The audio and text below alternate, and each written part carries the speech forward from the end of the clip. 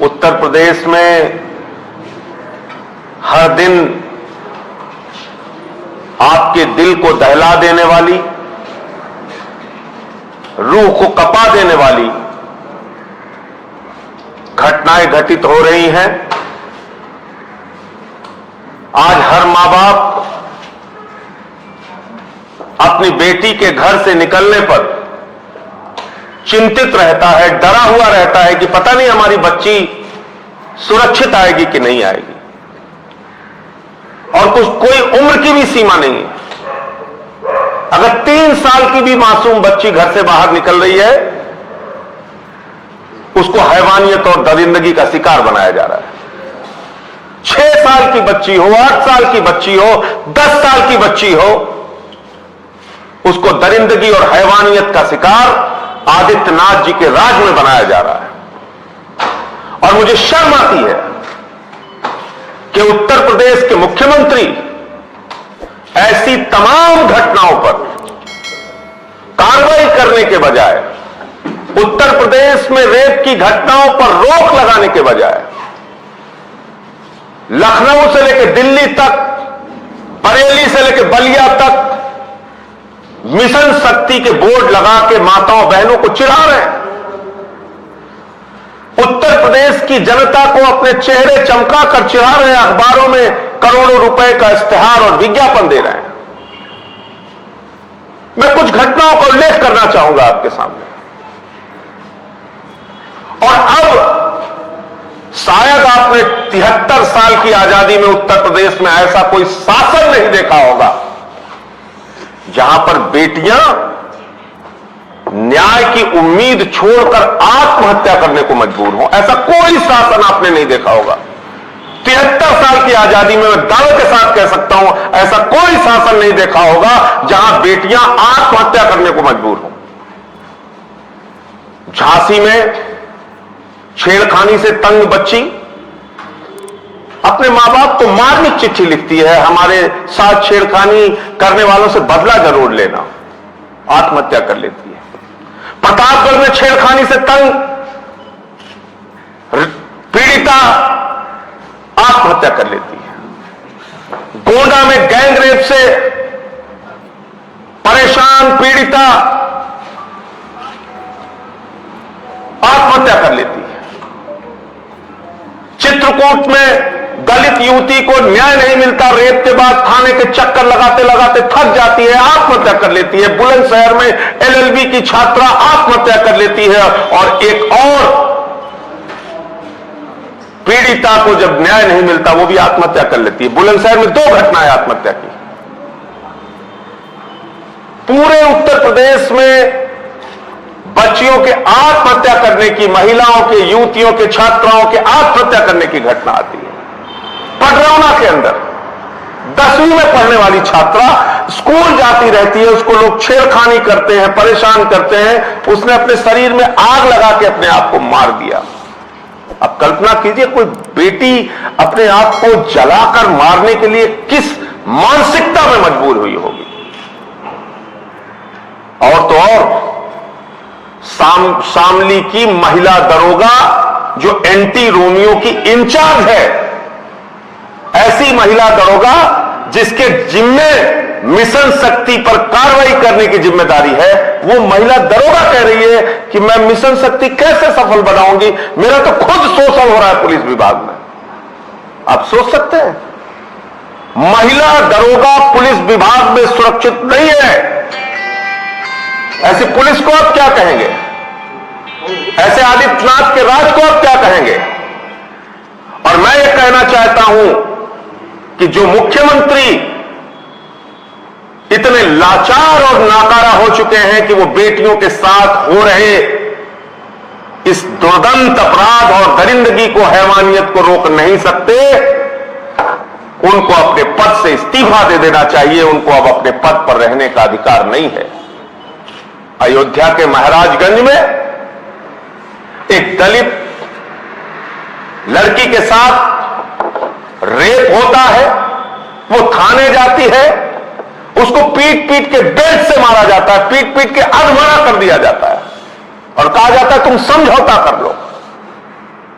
आदित्यनाथ जी, आपके राज में बस्ती के अंदर 4 दिन तक एक दलित लड़की गायब रहती है, परिवार के लोग गुहार लगाते हैं, कुछ तो कीजिए, कुछ तो कीजिए, और उसको न्याय नहीं मिलता, उसका 100 मिलता है। फतेहपुर के अंदर 2 सगी बहनों का तालाब में 100 मिलता है। पिता आशंका जताता है कि मेरी बच्ची के साथ कुछ गलत हुआ है, इसका पोस्टमार्टम होना चाहिए, इसमें सच्चाई सामने आनी चाहिए। पुलिस कहती है दोनों बच्चियां डूब के मर गई। बाप कहता है अरे डूब के मर गई तो हमारी बेटियों के हाथ क्यों बंधे थे, पैर क्यों बंधे थे? अगर हमारी बेटियां डूब के मरी तो हाथ पैर उनके क्यों बंधे थे? इसका जवाब ना आदित्यनाथ जी के पास है, ना उनकी पुलिस के पास है। और इसलिए मैं कहना चाहता हूं कि आदित्यनाथ जी को अब अपनी कुर्सी त्याग देनी चाहिए। उत्तर प्रदेश आज उस दौर से गुजर रहा है जिस दौर को उसने 73 साल की आजादी के बाद कभी नहीं देखा, जहां पर बेटियां न्याय की उम्मीद में आत्महत्या कर लें, अपने आप को जला लें, छत से कूद के अपनी जान दे दें। ऐसा दौर उत्तर प्रदेश ने कभी नहीं देखा जो इस आदित्यनाथ के राज में हमें देखने को मिल रहा है। आम आदमी पार्टी ने निर्णय लिया है कि पूरे उत्तर प्रदेश में महिलाओं पर हो रहे अपराध के खिलाफ, बेटियों का हो रहा ये दरिंदगी का जो उनके साथ जो घटनाएं हो रही हैं उसके खिलाफ, घाटमपुर में 6 साल की बच्ची के साथ रेप हुआ और उसके शरीर से कलेजा निकालकर खाने की जो घटना दरिंदगी और हैवानियत को हुई, इसके खिलाफ 7 साल की बच्ची जो गोरखपुर में उसके मुंह में कपड़ा ठूस के उसका बलात्कार हुआ, गृह जनपद में मुख्यमंत्री के गृह जनपद में डकैतों ने बंदूक के दम पर मजदूरों की बेटियों के साथ बलात्कार किया।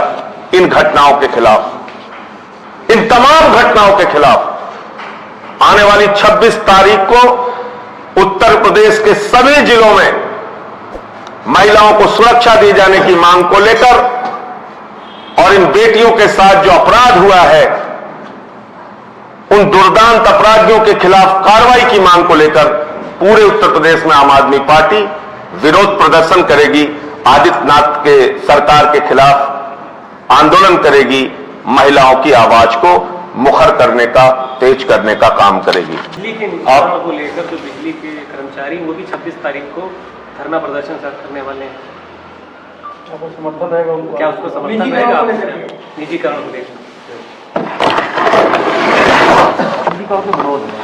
देखिए, ऐसा है कि हमारा दिल्ली का जो अनुभव है कि निजीकरण के नाम पर ही जब कांग्रेस की सरकार थी तो उन्होंने बिजली के दाम अनाप शनाप तरीके से बढ़ाए, और यही अनुभव पूरे देश में है कि जहां जहां बिजली का निजीकरण हुआ वहां वहां बिजली के दाम बढ़े।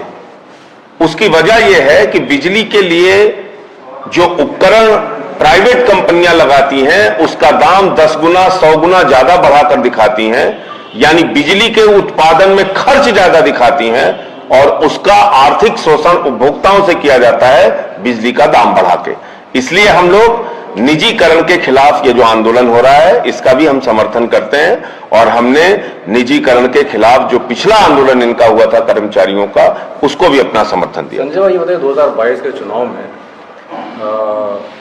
आपकी लड़ाई है किससे? विपक्ष जमीन सड़क पर उतर नहीं रहा है और योगी सरकार अपनी मनमानी कर रही है, आप लड़ेंगे किससे? विपक्ष से लड़ेंगे या योगी सरकार से लड़ेंगे? देखिए, सीधे तौर पे जो सत्ता में होता है उससे हम उम्मीद करते हैं कि वो हमारे लिए काम करेगा। जो सत्ता में होता है जन आकांक्षाओं को पूर्ति करने की जिम्मेदारी उसके ऊपर होती है। तो सीधे तौर पे आज की तारीख में आदित्यनाथ की सरकार है, हम उनसे लड़ रहे हैं, उनसे हर स्तर पे, जमीन पे और जो जितने मुद्दे हैं, चाहे वो कोरोना घोटाला का हो, शिक्षक भर्ती घोटाला का हो या अपराध का हो, उन मुद्दों को उठाने का काम कर रहे हैं।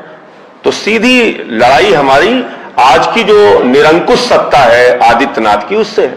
तो पुलिस ने भी कल भी वो जारी किया, घटनाओं की बात कर रहे हैं आप, उन्हीं पर पत्रकारों पे FIR लिखे जा रहे हैं। भारत समाचार के पत्रकार पर FIR लिखी गई, नेटवर्क 18 की पत्रकार पर लिखी गई और इसके पहले भी लिखी गई। इस पर क्या कहना है? देखिए, ऐसा है कि ये आदित्यनाथ जी का एक चलन हो गया है कि लोगों की आवाज को दबाने के लिए आप मुकदमे लिखिए और जेल में डालिए, डंडे चलाइए, लाठी मारिए और उनकी आवाज को दबा दीजिए। यह काम इन्होंने उस वक्त भी किया जब नमक रोटी मिड डे मील में खिलाई जा रही है, इसका एक समाचार एक पत्रकार ने चलाया, उस पर भी मुकदमा कर दिया। और अभी मैं एक देख रहा था कि पिछले 3.5 साल के अंदर तमाम पत्रकारों के ऊपर इन्होंने मुकदमे लिखे हैं और उनको जेल में भी भेजा है, उन पर कार्रवाई भी की है। मैं भारत समाचार के पत्रकारों के खिलाफ जो मुकदमे हुए हैं या दूसरे पत्रकारों के खिलाफ जो मुकदमे हुए हैं उसकी भर्त्सना करता हूं, निंदा करता हूं और आप जैसे बहादुर मीडिया को मैं ये कहना चाहता हूं कि इनके मुकदमों से डरने के बजाय इनसे लड़ने की हमें जरूरत है। 15 मुकदमे मेरे ऊपर भी इन्होंने किए, मेरे पार्टी का दफ्तर बंद करा दिया, मुझे एक दिन गिरफ्तार करके रखा गया कई घंटों तक गेस्ट हाउस में और उसके बाद देशद्रोह जैसा मुकदमा एक मेंबर ऑफ पार्लियामेंट के ऊपर, आप कल्पना कर सकते हैं। सिर्फ गुनाह मेरा यह है कि मैं इनके खिलाफ बोलता हूं, इनके सच को लोगों को बताने की कोशिश करता हूं, इनका चेहरा बेनकाब करने की कोशिश करता हूं। तो जो भी ऐसा काम करेगा उसके खिलाफ आदित्यनाथ जी मुकदमे लिखेंगे, उससे डरने की या रुकने की जरूरत नहीं है, अपना काम करने की जरूरत। तो मिशन शक्ति को लेकर के हर जिले की पुलिस ने आंकड़े देने शुरू कर दिए हैं कि उन्होंने, जैसे कल ही एक आंकड़ा दिया उन्होंने 59 राउंड अप कर लिया उन्होंने हिरासत में ये लड़कों को। अरे ये झूठे लोग हैं, इनकी नाकामियों की वजह से बेटियां आत्महत्या कर रही हैं। मैंने सारी घटनाएं तो बताई आपको।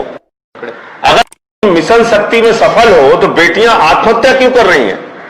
4 दिन मिशन शक्ति चल तो रहा है, 4 दिन तक एक दलित बच्ची के परिवार वाले भटकते रहे, उनकी FIR तक नहीं लिखी गई और उसका 100 मिलता है। जो 2 बेटियों का 100 फतेहपुर में मिलता है उसको पुलिस कह देती है साहब तो तालाब में डूब के मर गई। बाप पूछता है भाई हाथ पैर बंधे हुए थे हमारी बेटियों के, कैसे वो तालाब में डूब के मर गई?